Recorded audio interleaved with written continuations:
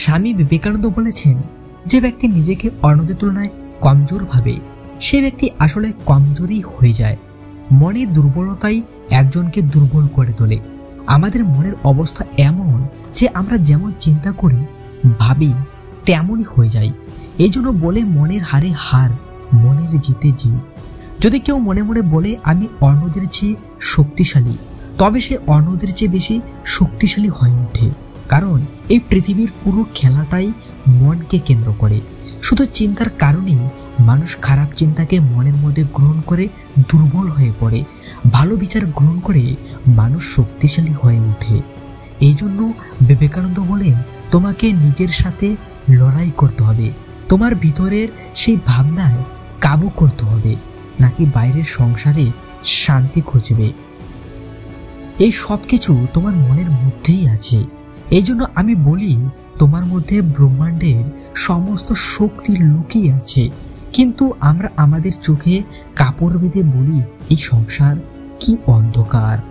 এই ভিডিওতে আমরা জানবো পাওয়ার অফ মাইন্ড আসলে কি। আমি এটাও জানাবো শ্রীনিবাস রামানুজন কিভাবে তিনি গণিতে এত বড় মাস্টার হয়ে উঠলেন, কিভাবে তিনি এত পারদর্শী উঠলেন, কিভাবে তিনি তার মস্তিষ্ককে ব্যবহার করতেন। এই জন্য ভিডিওটা শেষ পর্যন্ত দেখো। স্বামী বিবেকানন্দ বলেন, মনের শক্তি এমন একটি শক্তি যেটাকে জেনে আমরা যে কোনো ক্ষেত্রে সফলতা অর্জন করতে পারি। স্বামীজি তার এক বই কর্মযোগে লিখেছেন যে মনের বিচারে এমন শক্তি রয়েছে পাহাড়কে ছিঁড়ে সিংহাসন বানানো যাবে। যদি বিবেকানন্দের কথায় বিশ্বাস না হচ্ছে তবে তোমাকে একটি সত্য উদাহরণ দিচ্ছি। তোমরা অবশ্যই দশরথ মাঝির একজনকে অবশ্যই জানো, না হলে ইন্টারনেটে সার্চ করে অবশ্যই দেখে নেবে। তিনি বিহারের গেইলোর নামে একটি গ্রামে থাকতেন। তিনি শুধু একটি শাফল এবং হাতুড়ির সাহায্যে একটি পাহাড়কে কেটে দুভাগ করে রাস্তা তৈরি করে দিয়েছিলেন। যদি তোমরা বিহারে কখনো যাও তো অবশ্যই জায়গাটা দেখে আসবে, তবে অবশ্যই বুঝতে পারবে যে মনের জোরে কতটা শক্তি থাকে। স্বামী বিবেকানন্দ বলতে মন দুই প্রকারের হয়ে থাকে, চেতন মন এবং অবচেতন মন। স্বামীজির মতে চেতন মন হলো সেই মন যেটাই আমরা জেগে থেকে ভাবি।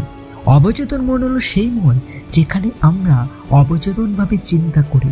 চেতনায় আমাদের চিন্তা ও কাজ নিয়ন্ত্রণ করে। আমাদের অবচেতন মন আমাদের মনে অনেক প্রভাব ফেলে থাকে। যখন আমরা আমাদের সচেতন মন দিয়ে ইতিবাচক চিন্তা ভাবি, তখন অবচেতন মন সেই বিচারকে গ্রহণ করে নেয়। তখন অবচেতন মন সেই ঘটনাকে বাস্তবতা রূপ দিতে চায়। উদাহরণস্বরূপ আমরা যদি ভাবি যে আমি এই ক্ষেত্রে সফলতা পেতে পারি, তখন অবচেতন মন আমাদেরকে এই ক্ষেত্রে সফলতা হতে কার্য করতে বলবে। একইভাবে আমরা যদি মনে করি যে আমরা সুস্থ থাকতে পারি, তবে অবচেতন মন আমাদের সুস্থ থাকতে কাজ করতে উৎসাহ যোগাবে। স্বামী বিবেকানন্দ বলেন, নিজের মস্তিষ্কের গভীরতাকে ভালোভাবে বোঝার জন্য ধ্যান করতে হবে। কেননা ধ্যান হলো একমাত্র সেই প্রক্রিয়া যার দ্বারা আমরা নিজেকে জানতে পারবো। আমি কি, আমার এই শরীর এই পৃথিবীতে আসার উদ্দেশ্য কি। মনে রাখতে হবে যে ধ্যান করার আগে তুমি একজন সুপরিচিত ব্যক্তির সাথে পরামর্শ করে নেবে। স্বামী বিবেকানন্দ বলেছেন যে পরিস্থিতি গভীরভাবে বোঝা খুবই গুরুত্বপূর্ণ। যে ব্যক্তি তার নিজের জীবন নিয়ে হতাশায় ভুগছে তাকে নিজেকে নিজের ভিতরে খুঁজতে হবে। তোমাকে যা করতে হবে তাহলে তোমার সেই অংশটিকে খুঁজে বের করতে হবে যা তোমার ভিতরের আগের মতো বেঁচে আছে, উত্তেজিত এবং উদ্যমী রূপে। কোনো ব্যাপার না, তোমার পথে যতই অসুবিধা আসুক না কেন, বাস শুধু তোমাকে তোমার হৃদয় থেকে বলতে হবে যে সব কিছু ঠিক আছে। স্বামীজি বলেছেন যে তুমি যখন এটি করবে ধীরে ধীরে তোমার সব অসুবিধা দূর হয়ে যাবে। আমি নিজেই এর সাক্ষী।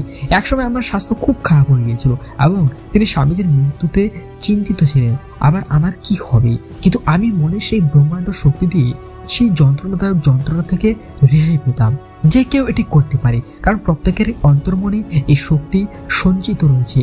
যে মানুষ আজকের সময়ে হার মেনে নিয়েছে, সত্যি সত্যি নিরাশায় ভুগছে, সে পুরোপুরি আশা হারিয়ে ফেলছে এবং তাকে নিজের মনকে বলতে হবে যে দেখো, আমি খুশি হয়ে জীবনে বেঁচে থাকবো, যেটা হবে দেখা যাবে, আমার এই দুনিয়াতে কিছুই আসে যায় না। বিবেকানন্দ বলেছেন, যে ব্যক্তি নিজেকে এই পৃথিবীর ঊর্ধ্বে মনে করে, যার এই পৃথিবীতে বেঁচে থাকার অহংকার আছে, এটা হচ্ছে সত্যিকারের কর্মযোগী। তোমার মধ্যে সেই সমস্ত ক্ষমতা আছে। তারা তোমাকে গালি দিয়ে বলছে ছেড়ে দাও ভাই, যা হবে দেখা যাবে, কিন্তু চিন্তা করিস না, এখনো অনেক কিছু করার আছে, কর্ম করে যাও। আমরা সব সামনে নেব। কিন্তু বিবেকানন্দ বলেছেন মানুষ নিজের ভিতরে সেই অন্তঃস্বরকে হারিয়ে ফেলছে, সেই ভিতরে কণ্ঠ তোমার কাছে পৌঁছাচ্ছে না। মাঝে মাঝে সেই মনটা জাগ্রত হয়ে যায় কয়েক মুহূর্তের জন্য, এটা ভিতর থেকে বেরিয়ে আসে এবং কয়েক মুহূর্তের জন্য তুমি খুশি হও এবং আনন্দিত হও এবং তারপর তুমি ভালোর মধ্যে হারিয়ে যাবে।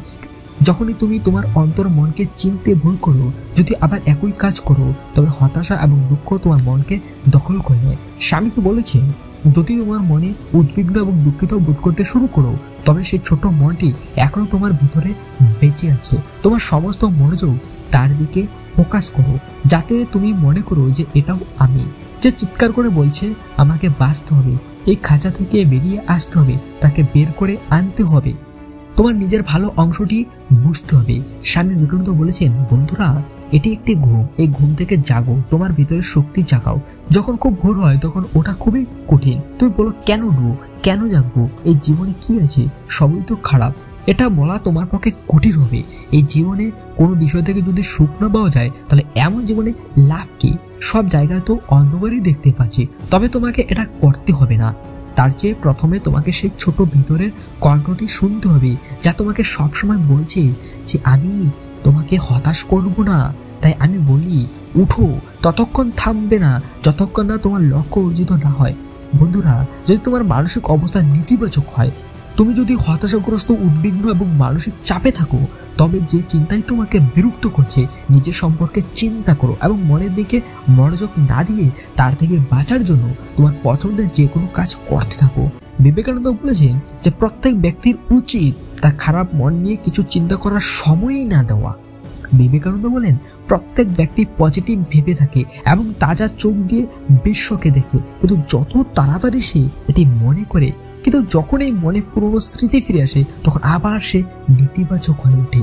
স্বামীজি বলেছেন যে ঈশ্বরকে মানো, তার প্রার্থনা পাঠ অবশ্যই করতে হবে, কেননা মনের শান্তির জন্য এটাই একমাত্র সমাধান।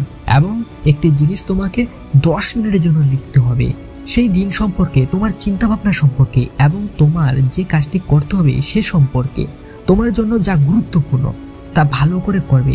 আজকে আমি ভালো করে কাটাবো, আমার ভালো লাগা কাজ করব।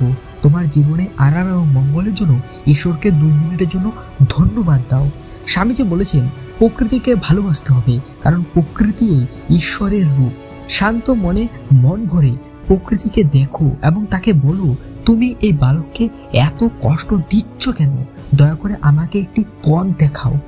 উদাহরণস্বরূপ একবার গণিতের একজন মহান পণ্ডিত মিস্টার হার্ডি শ্রী রামানুজনকে তার সাথে দেখা করার জন্য আমন্ত্রণ জানান, ইংল্যান্ডে ডেকে পাঠান। রামানুজন মিস্টার হার্ডির সঙ্গে দেখা করতে গেলেন। কলেজের পাশে ছোট্ট জঙ্গলের মতো যেখানে তিনি ছিলেন সেখানে কয়েকদিন তিনি থেকেছিলেন। সকাল সকাল সেখানে কিছু বুনো গাছের সাথে কথা বলছিল রামানুজন। সেই সময় কলেজ খোলা ছিল এবং কলেজের অধিবেশন চলছে। ছেলেরা কলেজে আসা যাওয়ার সময় দেখে রামানুজন গাছের সাথে কথা বলছে। তাকে এটা করতে দেখে অনেক ছেলে তাকে ঠাট্টা করতে লাগলো, কিন্তু এক কৌতূহলী ছেলে রামানুজনের কাছে এসে জিজ্ঞাসা করলো তুমি এমন করছো কেন, এই উদ্ভিদ কি তোমার কথা শোনে? শুনে রামানুজন হেসে বলল যদি তুমি মনে সেই বিবেকের, সেই আত্মার কথা শোনো, যদি তার সাথে কথা বলো, তাহলে এই মহাবিশ্ব যাই হোক না কেন তিনি অবশ্যই তোমার কথা শোনেন। এটি এই মহাবিশ্বের সৃষ্টির যাই কিছুই হোক না কেন, কারণ যে প্রকৃতি বিশ্বজগতের সৃষ্টি করেছেন তিনি প্রকৃতি। এই প্রকৃতিতেই সকল ব্রহ্মাণ্ডের চেতনা মজুদ রয়েছে, যা আমরা আমাদের অন্তর মন থেকে দেখতে পাই। বিবেকানন্দ বলেছেন দৈহিক রূপে ধ্যান করো এবং নিরাকার রূপের সাথে এক হওয়ার চেষ্টা করো এবং মহান উৎসাহের সাথে ঈশ্বরের সাথে কথা বলো। এখন আমি আমার জীবনের সবকিছু তোমার হাতে তুলে দিয়েছি, যা কিছু শুধু তোমার এবং আমি তোমারই থাকবো। দেখবে আমি আপাতত মুক্ত, তোমারই আঙ্গুল ধরে চলে এসেছি এবং তোমারই আঙ্গুল ধরে চলতে থাকবো। আমার তোমাকে ছাড়া এই পৃথিবীতে কি আছে? এই পৃথিবীতে কেউ আপন নয়, শুধু আমি আমার নই, শুধু তুমিই আমার। আমি তোমার কোলে শান্তিতে ঘুমাতে যাচ্ছি। হে প্রভু, এখন সবকিছুই মৃত। প্রতিটি বিষয় ভালো ভাবনাতে ভাবো, যা তোমার পছন্দ। সাগর পছন্দ তো সাগরের দিকে তাকাও, প্রকৃতি দেখো। পাহাড় ভালো লাগে তো পাহাড়ের দিকে তাকাও, সেই দৃশ্যে হারিয়ে যাও। ভিডিও কেমন লাগলো অবশ্যই অনুগ্রহ করে কমেন্টে বিবেকানন্দ লিখবে।